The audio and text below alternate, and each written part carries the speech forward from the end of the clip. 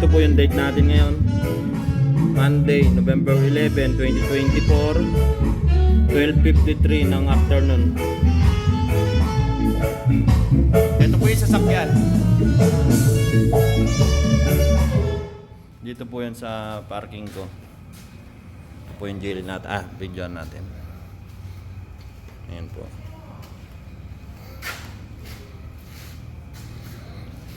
With plate number NHF 8003. Yan.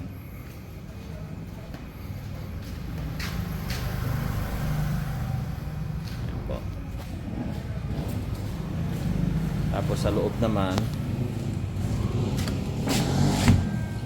ay close ko muna, ulitin ko. Tuloy ko na lang, baka hindi masend po eh.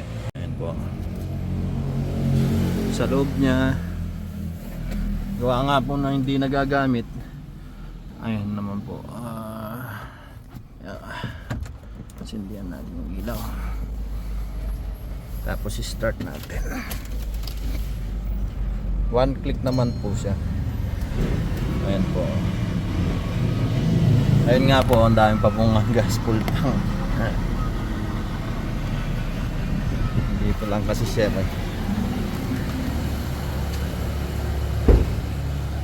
Ito naman yung likod. Buksan natin. Ayan. Ba? Ano nga ito? Yung tinitindang ko lang ilaw. Ayan po, malinis po yan. Yung interior niya, wala pong ano. Bagong bago as in.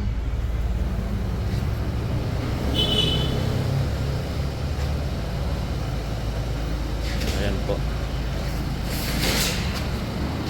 Tapos ito naman po yung ano niya, yung makina niya. Ito na natural lang to yung alikabok kasi hindi ko pa napa-engine wash po ito.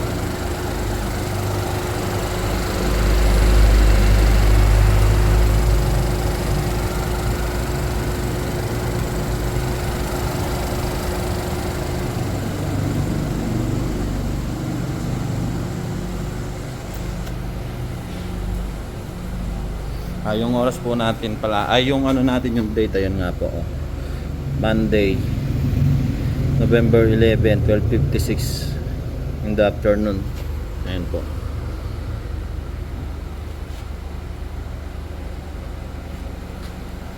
Ayan po yung sasakyan natin.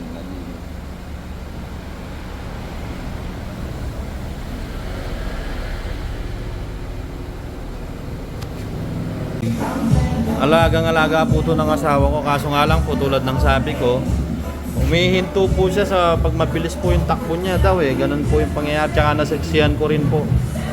O makikita nyo po yan, nakataligbong pa po yan, inalis ko lang yung taligbong niya, naka-car cover. Kaso nagkapobya nga po talaga. Maganda po yung unit, kaso nga lang yun nga po, nagkapobya yung asawa ko pag umaandar, biglang hihinto, tapos kasama niya pa yung anak ko. Kaya kahit masakit man, isusurrender ko na lang din kasi ayaw niya man din pong gamitin. Kasi hindi ko po siya pwedeng saklawin doon eh. Siya po yung... Tsaka ako rin, ayaw ko na rin pong ipagamit dahil magkaiwalay po kami madalas ng biyahe. Lagi kami magkaiwalay ng biyahe.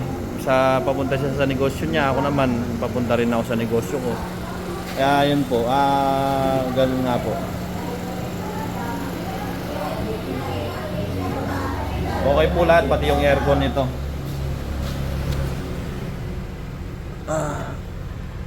Sa bagay, hindi mo maano na ano. Pero okay po to lahat, makikita nyo naman po sa personal.